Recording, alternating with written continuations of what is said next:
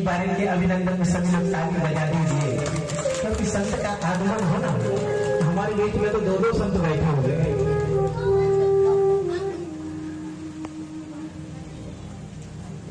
तो महाराज प्रेम करना चाहिए।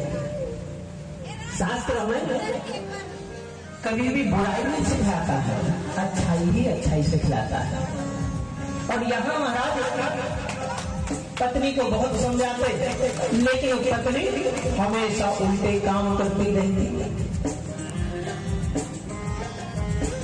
एक दिन बड़े परेशान हुए आत्मदेव महाराज को, बड़ा कष्ट हुआ। आत्मदेव महाराज जी जंगल में गए और जंगल में बैठ करके एक पेड़ के नीचे रोने लगे जोर जोर से। जैसे ही रो रहे थे कि वहां से एक महात्मा का निकलना हुआ। संत महात्मा जब भी किसी को रोते हुए देखते हैं तो उनसे रहा नहीं जाता। किसी के दुख को देख करके तुम्हारे हृदय में करुणा भाव प्रकट हो जाए, समझ लेना कि मैं भगवान का भक्त बन रहा हूँ। धीरे धीरे बने नहीं हो, बन रहा हूँ। प्रक्रिया प्रारंभ हो गई। महात्मा ने देखा, पहुंचे, रोके।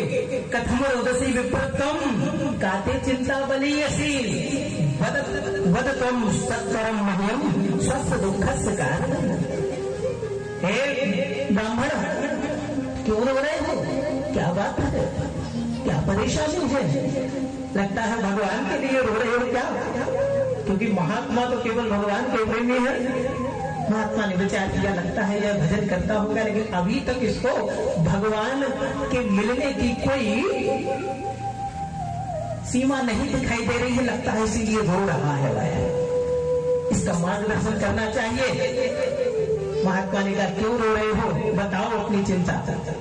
अब जैसे ही ब्राह्मण ने देखा कि महात्मा सिद्ध संत, बड़े बड़े जटाजूट जिसके, अरे कोई तपस्वी महात्मा है, महात्मा के चरणों को पकड़ लिया ब्राह्मण ने और कहने लगा, बोले हे महाराज, मेरे यहाँ कोई पुत्र नहीं है, और यदि आपने हमें आशीर्वाद नहीं दिया पुत्रवान होने का, तो मैं यही आपके चरणों में सिर पटक पटक करके मर जाऊंगा। महात्मा जी विचार करने लगे, बोले अच्छा भला जा रहा था राम भजन करते हुए, कहां से ये मुसीबत मोल ले ली? अगर ये मर गया तो मुझे ब्रह्म हत्या लग जाएगी। उठाया, समझाया, ये बाबरी काहे को संसार के चक्कर में पड़ते हो? कोई किसी का नहीं है जग में, मतलब क्या है? सब जग सारा, सब स्वार्थी है। स्वार्थ खत्म, रिश्ता खत्म। लेकिन कहते हैं कि जिसके ऊपर जो विषय छाया रहता है दिमाग पर, वो निकलता ही नहीं है। ब्राह्मण कहने लगे, बोले महाराज, मुझे तो पुत्रवान होने का आशीर्वाद देना ही पड़ेगा। महात्मा ने कहा, नहीं मानता है तो क्या करूं?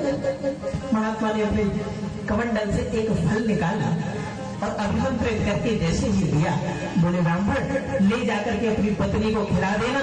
ठीक 9 महीने के बाद तेरी पत्नी के गर्भ से सुंदर बालक का जन्म होगा। ब्राह्मण देवता प्रसन्न चित्त मुद्रा में पहुंचते हैं घर पर, और जैसे ही घर पर पहुंचे दूर से ही चिल्लाए, अरे सुनती हो? कहाँ गई? आज दिखाई नहीं दे रही हो, लगता है डंडा बज गया, अंदर चली गई। इधर आओ। थोड़ी थोड़ी आई, ढूंढती, क्या हुआ? किसी यजमान के यहाँ से बहुत सारा धन लेकर के आए हो क्या? अरे बोले धन नहीं, महाधन लेकर के आया हूँ। क्या? बोले देख, ये महात्मा का प्रसाद है, इसे ग्रहण कर ले। 9 महीने के बाद तेरे गर्भ से बालक का जन्म होगा। कुंडली ने ले तो लिया वह फल, लेकिन कुतर्क करने लगी उसकी बुद्धि। अंदर जाकर के विचार कर रही थी कि इस फल को मैं खाऊंगी, मैं गर्भवती हो जाऊंगी, मुझे नाना प्रकार के कष्ट सहने पड़ेंगे। लेकिन इतना विचार कर ही रही थी कि इसकी एक मुंह बोली बहन थी, वह उसका आगमन हो जाता है। उसने देखा, बोले क्या बात है बहन, क्या सोच रही हो? और ये फल हाथ में लिए हो, क्या माजरा है बताओ? कुंडली ने कहा, बोले ये मेरे स्वामी किसी महात्मा का प्रसाद लेकर के आए हैं, इसको मैं खा लूंगी तो 9 महीने के बाद मेरे गर्भ से सुंदर बालक का जन्म होगा, ऐसा कहा। और मैं गर्भवती होना नहीं चाहती। क्या किया जाए? इसकी जो मुंह बोली बहन थी तो ये भी गर्भवती थी। बोले सुन, अभी मैं गर्भवती हुई हूँ और जब मेरा बालक जन्म होगा, एक काम करना, मैं तुझे ये बालक दे दूंगी, क्योंकि पहले से ही मेरी बहुत संतानें हैं। तो तुम एक काम करना, बदले में मुझे धन दे देना। बोले ठीक है, ये सही रही। बोले ये फल, बोले एक काम करना, तेरे घर में ये गाय है, इसको खिला दे, इस फल का परीक्षण भी हो जाएगा कि महात्मा का प्रसाद में कितना क्या फल होता है इसका। अब महाराज यहाँ उसकी बहन चली गई, वह फल को गाय को खिला दिया। ठीक 9 महीने के बाद इसकी बहन के यहाँ पुत्र का जन्म हुआ। पुत्र को लेकर के आती है, धुंधली को दे जाती है। और महाराज कुछ ही महीनों बाद फिर गाय के गर्भ से भी एक सुंदर बालक का जन्म होता है। बछड़े का नहीं, बालक का जन्म। पूरा शरीर मानव की तरह है, बस केवल कान जो है ना वो गाय जैसे है।